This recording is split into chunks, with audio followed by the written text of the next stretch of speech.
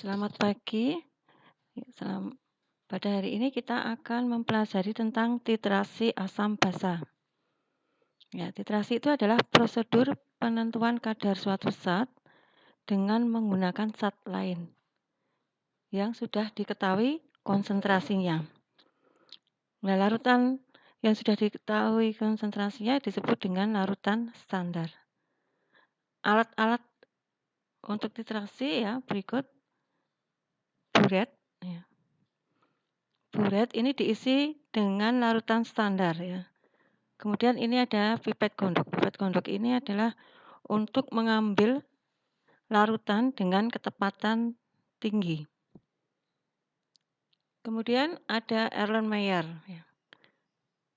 Erlenmeyer nanti diisi dengan larutan yang akan kita cari konsentrasinya. Ada statip, ya, statip. Kemudian ini ada klem. Nah ini buret ya. Jadi klemnya ini untuk menjepit buret. Nah buretnya tadi diisi dengan larutan standar. Nah di sebelah ujung buret ini ada keran ya. Jadi yang fungsinya untuk membuka ataupun menutup ya sehingga nanti bisa mengalir di sini. Nah, larutan standar tadi adalah larutan yang telah diketahui konsentrasinya. Nah, apabila kita menggunakan larutan standar asam, ya, ini namanya titrasi asam basa ya. Jadi kalau larutan standar yang kita gunakan adalah asam, maka disebut dengan asidimetri. Ya. Nah, apabila larutan standar yang kita gunakan itu adalah basa, maka kita sebut dengan alkalimetri. Ya.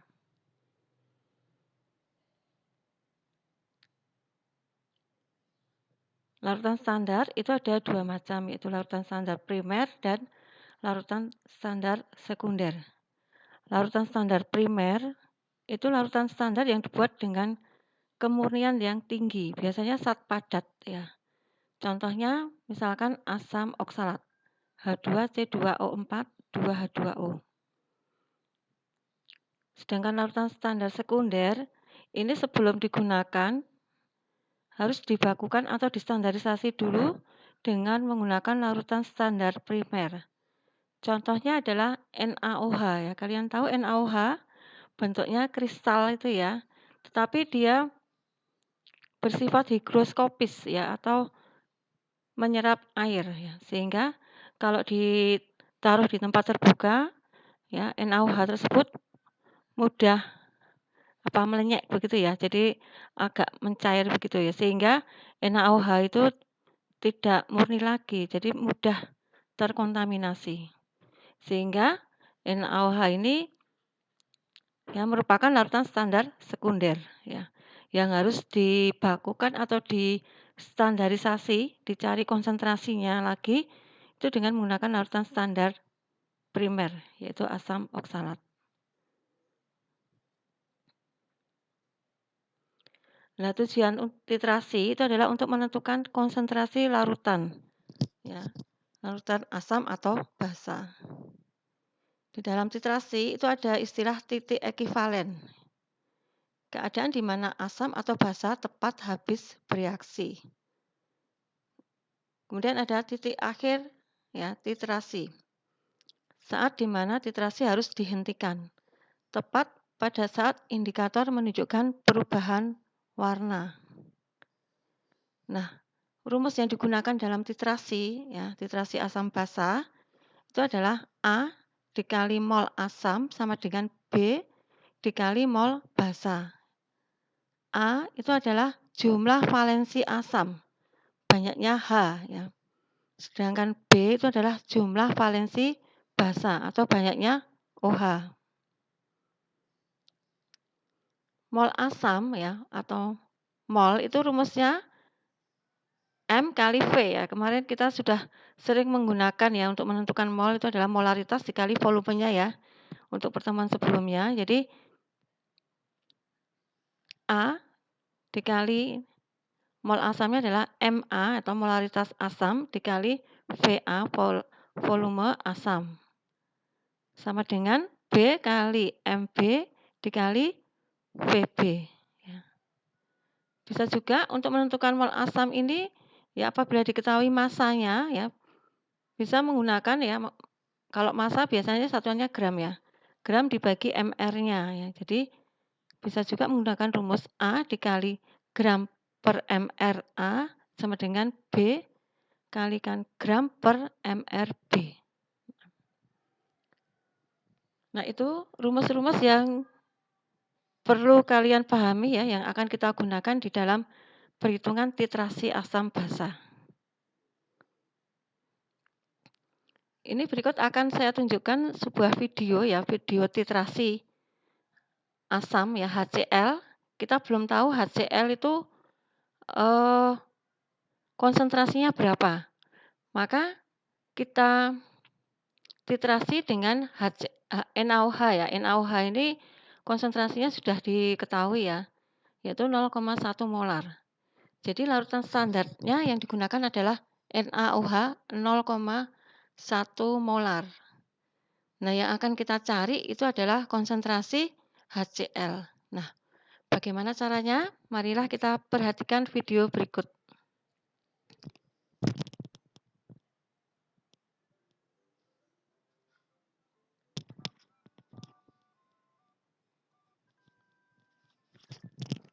Ini ya 10 ml larutan. Ini ya cara kerjanya. HCl-nya adalah 25 ml ya, HCl diambil dengan pipet gondok ya atau pipet volumetri, dimasukkan ke Erlenmeyer. Ya, masukkan ke dalam Erlenmeyer, ini Erlenmeyernya nih. Kemudian setelah dimasukkan ke dalam Erlenmeyer, ditambahkan indikator fenolftalin. Ya, jadi ini kita menggunakan indikator PP atau fenolftalin 3 tetes. Nah, setelah itu kemudian buret diisi dengan NaOH 0,1 sampai skalanya 0 ya. Ini kalau sampai habis ini volumenya 50. Di sini ada tulisannya ya. Kemudian kita titrasi ya. Titrasi itu ditetesi. Tetes demi tetes ya, sedikit demi sedikit. Ya. Sampai nanti terjadi perubahan warna. Ya. Dan Erlenmeyernya ini digoyang ya atau digojok supaya bercampur sempurna ya. Nah, ini tetes demi tetes sampai nanti terjadi perubahan warna. Di bawahnya ini diberi kertas putih ya, supaya perubahan warnanya jelas. Ya. Ya.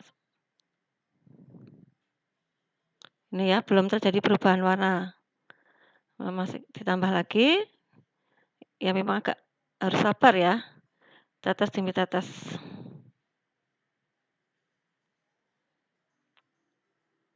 Nah, ini sampai warnanya jadi merah nanti ya.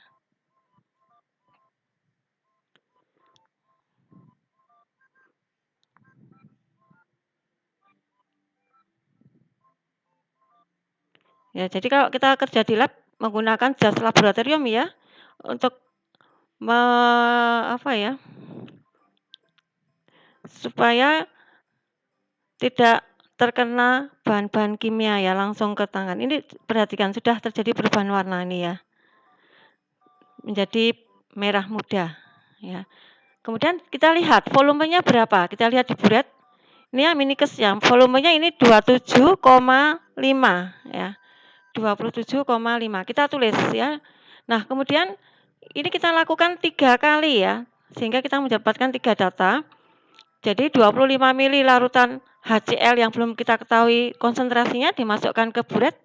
Kemudian tambah indikator PP 3 tetes dan dititrasi dengan NaOH 0,1 molar tadi. NaOH-nya tadi kan sudah berkurang ya, maka tadi ditambahin lagi ya sampai skalanya 0 ya, di atas tadi sampai skalanya 0.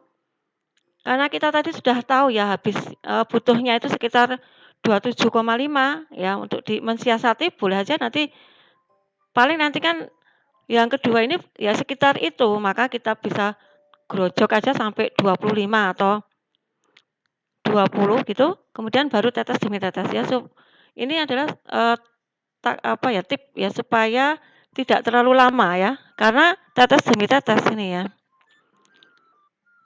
Nah, kemudian setelah itu ya sampai terjadi perubahan warna, setelah nanti terjadi perubahan warna, dicatat lagi volumenya berapa ya.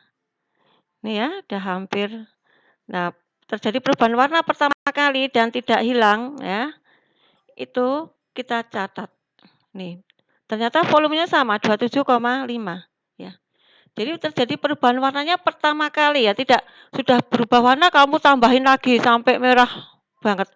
Jadi pertama kali kemudian langsung ditutup kerannya ya. Nih, yang ketiga ya. Nah, begitu. Nah, setelah itu ya kemudian datanya dimasukkan ke dalam suatu tabel ya. Jadi maaf ya ini. Jadi tadi datanya itu ada 3 ya. Ya supaya kalian kerjanya itu cepat ya. Begini, nanti air layernya langsung disiapkan aja 3. Masing-masing air layer diisi dengan HCl 25 ml ya, 3-3-nya. Kemudian masing-masing tambahkan indikator fenolphthalein atau PP 3 tetes semua. Nah, setelah itu baru dititrasi ya satu-satu. Ya. Nah, tadi diperoleh data ya, yang pertama itu 27,5 ya NaOH yang dibutuhkan untuk sampai berubah warnanya jadi merah muda tadi. Yang kedua juga sama 27,5. Dan data yang ketiga ternyata 28 ya, karena ini kan dilakukan orang yang berbeda-beda. Jadi ketelitian masing-masing individu itu berbeda-beda, yang ada yang teliti, ada yang ya agak sembrono ya begitu. Maka nanti kita ambil rata-ratanya ya. Kita ambil rata-rata 27,5 ditambah 27,5 ditambah 28 dibagi 3. Hasilnya adalah 27,7 ya. Nah, bagaimana kita menentukan konsentrasi HCl-nya? Maka kita menggunakan rumus yang telah Ibu berikan tadi ya. Jadi volume rata-ratanya. Jadi kita menggunakan A sama dengan mol A sama dengan B kali mol B ya. Mol A tadi kan bisa pakai menggunakan molaritas A dikalikan volume A ya. Karena kita nanti akan mencari M-nya atau molaritas dari asam. Sama dengan B kali MB dikali VB. Nah, A tadi adalah valensi asam. HCl ya, valensi HCl, valensi asamnya berapa? Banyaknya H, 1 ya. Jadi A ini 1, kemudian Ma itu adalah molaritas HCl-nya itu kita cari. Kemudian VB itu adalah volume asam klorida tadi ya, atau HCl sebanyak 25 mili ya. Tadi kan semua 25 mili ya, di rata-rata juga 25 mili. Kemudian B itu adalah valensi basa. Valensi basanya adalah 1 ya, banyaknya OH kan, NaOH, OH-nya 1. Jadi valensi basanya 1. Kemudian Mb itu adalah molaritas basa. Molaritas NaOH-nya tadi adalah 0,1 molar. Ya. Sudah diketahui ya, karena NaOH-nya itu adalah larutan standar yang kita gunakan. Kemudian Vb itu adalah volume basa ya. Volume basa atau volume NaOH rata-rata adalah 27,7. Maka kita masukkan ke rumus tersebut ini ya. Sehingga Ma ya atau konsentrasi atau molaritas asam itu sama dengan ini 1 kali 0,1 kali 27,7 dibagi 1 kali 25. Ini ya. Maka hasilnya adalah 0,11 M molar. Ya, jadi konsentrasi HCl yang tadi kita cari konsentrasinya yang belum tahu kita tadi, kemudian kita cari dengan cara titrasi.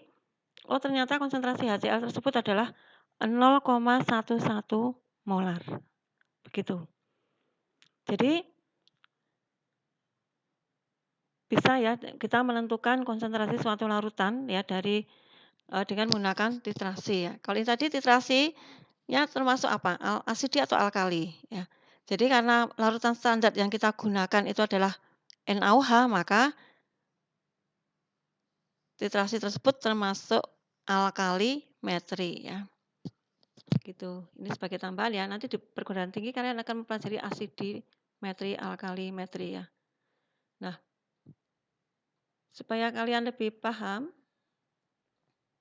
oh ya ini contoh kurva titrasi dulu ya, pada titrasi HCl dengan NaOH ya. Jadi kalau kita buat kurvanya, ya tadi kalau di kurva ini HCl yang di dalam buret itu 10 ml ya. Kemudian ditambah atau dititrasi dengan NaOH 0,1 molar ya. Mula-mula ditambah 1 mili. 1 mili itu setelah dihitung pH-nya ya, ternyata perubahannya sangat sedikit sekali ya. Jadi hanya bertambahnya sedikit. Kemudian 2 mili ini juga bertambah sedikit ya. Jadi menjadi pH-nya 1, ya. Kemudian 3 mili, 4 mili, 5 mili ini pH-nya menjadi 1,5 ya. Dan seterusnya sampai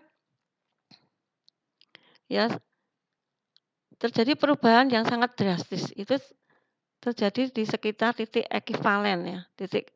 Secara stoikiometri titik ekivalen tercapai pada saat volume NaOH yang ditambahkan sebanyak 10 ml. Ini ya.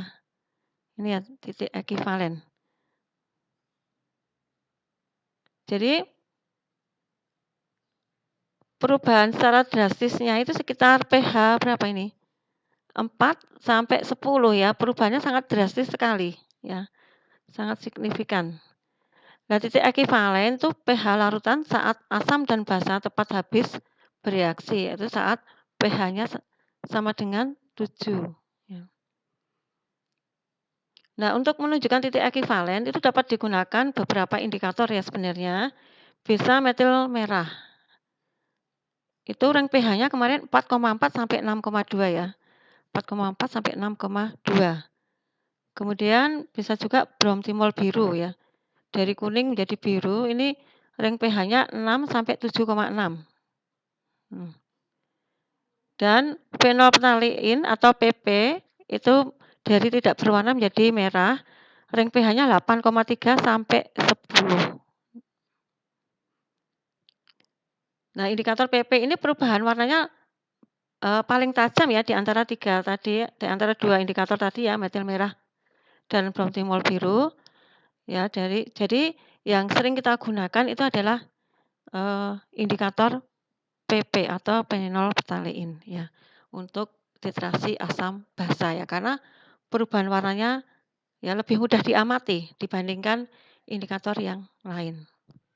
Nah, supaya kalian lebih paham, ya silahkan dibuka LKS-nya halaman 17 ya. Nah, soal nomor 1, hitunglah volume larutan H2SO4 0,05 molar yang diperlukan untuk menetralkan 100 ml larutan NaOH 0,2 molar. Ya, persamaan reaksinya berikut ya. Jadi H2SO4 ditambah NaOH menjadi Na2SO4 ditambah H2O ya. Maka ya kita menggunakan rumus ini. A kali mol A sama dengan B kali mol B ya. Karena kita tadi yang ditanyakan adalah V-nya, volumenya ya. Maka kita menggunakan rumus yang A kali MA kali VA sama dengan B kali MB kali VB.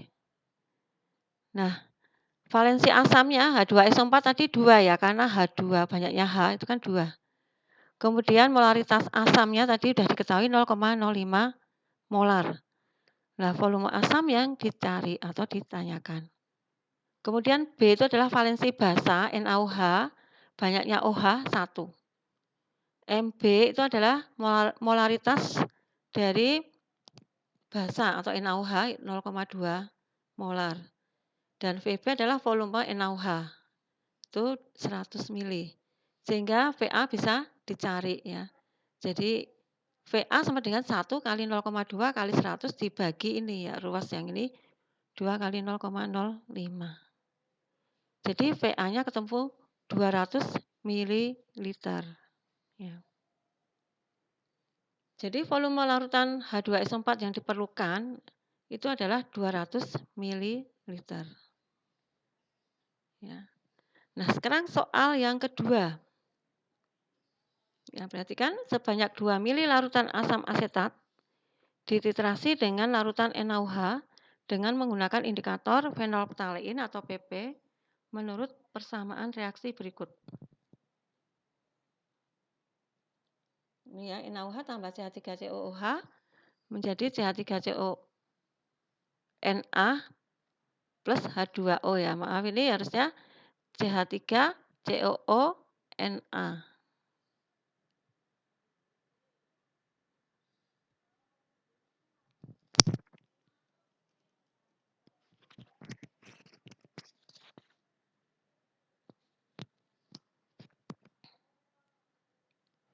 Ya. Nah, perubahan warna menjadi merah muda terjadi pada saat penambahan 5 mili larutan NaOH ya. Jadi ini juga menggunakan larutan standar NaOH ya. Nah, kita menggunakan rumus seperti yang tadi ya. Suruh mencari molaritas larutan asam asetat ya. Nah, ini kita menggunakan rumus A kali MA kali VA sama dengan B kali MB kali VB ya. A itu valensi asam, CH3COOH, banyaknya H, ya. CH3COOH itu kan, ini ya, banyaknya H di sini. Ini kan kalau terurai menjadi CH3COO ditambah H plus ya. Banyaknya H plusnya di sini adalah 1. Ya, maka A-nya sama dengan 1. Kemudian MA, ya. MA adalah konsentrasi asam cuka ya yang ditanyakan, asam asetat ya atau asam cuka sama ya. Kemudian PA itu volume asamnya tadi 20 mili. Sama dengan B adalah valensi basa ya, banyaknya OH 1. Kemudian MB itu adalah konsentrasi basanya tadi 0,1 dan VB adalah volume basa. Tadi 5 mili ya. Sehingga MA itu sama dengan ini dibagi ini ya. Jadi 1 kali 0,1 kali 5 dibagi 1 kali 20. Sehingga ketemunya MA sama dengan 0,5 dibagi 20. Hasilnya adalah 0,025 molar. Itu ya, paham ya? Nah, supaya kalian lebih paham lagi, maka silahkan dikerjakan soal latihan berikut ya. Jadi asam cuka di pasaran kita belum tahu ya kadarnya berapa. Nah, itu cara menentukan kadarnya ya. Misalkan ini ya, asam cuka ya, ini dititrasi dengan larutan NaOH ya. Sebanyak 50 mili larutan asam cuka memerlukan 40 mili larutan NaOH 0,1 molar ya. Jadi volume asamnya ini ya 5 mililiter. Ini reaksinya ya. Ditanyakan molaritas asam cuka dan kadar asam cukanya. Persamaan reaksinya ini ya, NaOH ditambah CH3COOH ya bereaksi menjadi CH3COONa ini ya, bukan H ya, maaf ya. Saya betulkan dulu. Ini adalah yang benar CH3COONa. Ya. Nah. Jadi ini tadi larutan standar yang digunakan juga sama, NaOH ya. NaOH digunakan sebagai larutan standarnya, yaitu konsentrasinya 0,1 molar, volumenya 40 mili ya. Nah, asam cuka yang dititrasi itu sebanyak 5 mili. Nah, molaritas asam cukanya berapa? Ya, kita bisa menggunakan rumus yang tadi ya. A kalikan MA kalikan VA sama dengan B kalikan Mb kalikan Vb ya. A valensi asamnya, asam cuka kan, ya asam valensi asamnya tadi kita tahu ya. Kemudian Va volume asam cukanya tahu ya, 5 mili ya. Kemudian Ma-nya dicari, Va-nya 5 mili ya. Kemudian sama dengan B ya. B itu adalah valensi basa ya, banyaknya OH itu 1, kemudian dikalikan Vb-nya adalah 40 mili ya. Mb dulu ya, Mb-nya itu adalah 0,1, kemudian baru Vb ya adalah 40 mili ya. Dari situ nanti akan ketemu M atau molaritas asam cuka. Nah, setelah ketemu molaritas asam cuka, maka kita menentukan kadar ya. Untuk menentukan kadar, kalian masih ingat toh untuk menentukan kadar ya, pakai rumus M sama dengan K kali Rho kali 10 dibagi Mr ya. Waktu laju reaksi sudah saya berikan ya rumusnya untuk menentukan molaritas beberapa larutan ya dengan rumus tersebut ya. Jadi M-nya kan tadi udah tahu ya. Sama dengan K kadarnya yang kita cari ya, K-nya. Nanti ketemunya berapa persen begitu. Kemudian massa jenisnya. Rho itu adalah massa jenisnya. Ini udah tahu 1,92 gram per mili. Ya, K Rho sekalikan 10 dibagi Mr. Mr asam cuka sudah diberikan yaitu 60. Ya, begitu jadi tinggal masukkan rumus ya. Pertama kita mencari Ma atau konsentrasi dari asam cuka. Setelah itu baru kita mencari kadar atau K menggunakan rumus ini. M sama dengan K kali Rho kali 10 dibagi Mr. M-nya udah tahu kita masukkan, Rho-nya tadi udah diketahui, ya kali 10 dibagi Mr, ya, Mr-nya tadi udah diketahui sehingga K bisa dicari. Nah, demikian anak-anak, apakah bisa dipahami ya? Ya, semoga pertemuan kali ini ya kalian bisa benar-benar paham. Baik, saya akhiri dulu. Terima kasih. Sukses untuk kalian.